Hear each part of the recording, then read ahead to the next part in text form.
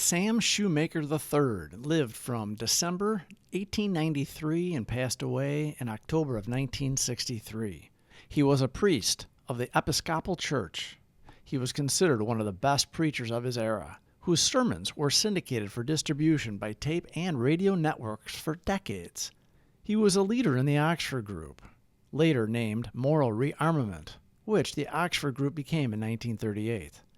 Sam's interdenominational focus and the Oxford Group were significant influences for the founders of AA, Alcoholics Anonymous, who met through the Oxford Group. Bill Wilson attended Oxford Group meetings at Calvary Church in New York from 1934 to 1939. Sam helped start an Oxford Group chapter in Akron, where Dr. Bob Smith was trying to get sober. Disagreements with Oxford Group founder Frank Buckman led Sam to separate from Buckman in 1941. Sam's contributions and service to Alcoholics Anonymous had a worldwide effect. The program that Bill W. codified, in conjunction with Shoemaker, is used in almost every country around the world. The early Alcoholics Anonymous got its ideas of self-examination, acknowledgement of character defects, restitution for harm done, and working with others straight from the Oxford Group and directly from Sam Shoemaker. Bill Wilson credits him with much of their spiritual growth. I Stand by the Door by Sam Shoemaker. I stand by the door. I neither go too far in nor stay too far out. The door is the most important door in the world. It is the door through which men walk when they find God. There is no use my going way inside and staying there, when so many are still outside and they, as much as I, crave to know where the door is. And all that so many ever find is only the wall where the door ought to be. They creep along the wall like blind men, with outstretched, groping hands, feeling for a door, knowing there must be a door, yet they never find it. So I stand by the door.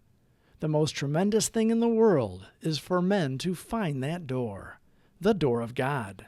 The most important thing that any man can do is to take hold of one of those blind, groping hands and put it on the latch that only clicks and opens to the man's own touch.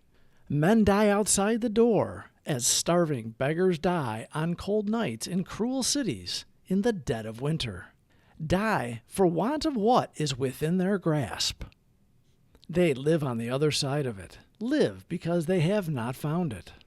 Nothing else matters compared to helping them find it, and open it, and walk in, and find Him. So I stand by the door. Go in, great saints, go all the way in. Go way down in the cavernous cellars, and way up into the spacious attics.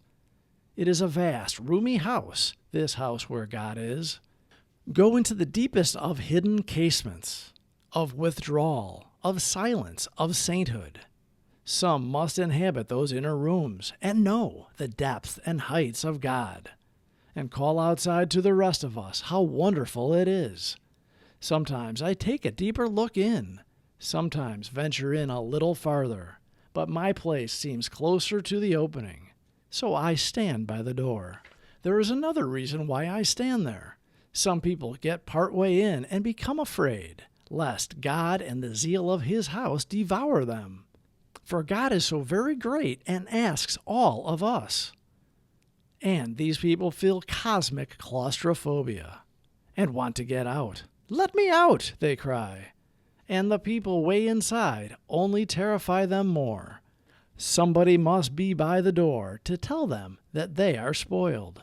For the old life, they have seen too much. One taste of God and nothing but God will do any more. Somebody must be watching for the frightened who seek to sneak out just where they came in, to tell them how much better it is inside. The people too far in do not see how near these are to leaving, preoccupied with the wonder of it all. Somebody must watch for those who have entered the door but would like to run away. So for them too, I stand by the door. I admire the people who go way in, but I wish they would not forget how it was before they got in. Then they would be able to help the people who have not yet even found the door, or the people who want to run away again from God. You can go in too deeply and stay in too long and forget the people outside the door. As for me, I shall take my old accustomed place, near enough to God to hear him and know he is there, but not so far from men as not to hear them. And remember, they are there too. Where? Outside the door. Thousands of them, millions of them. But more important for me, one of them, 2 of them, 10 of them, whose hands I am intended to put on the latch. So I shall stand by the door and wait for those who seek it.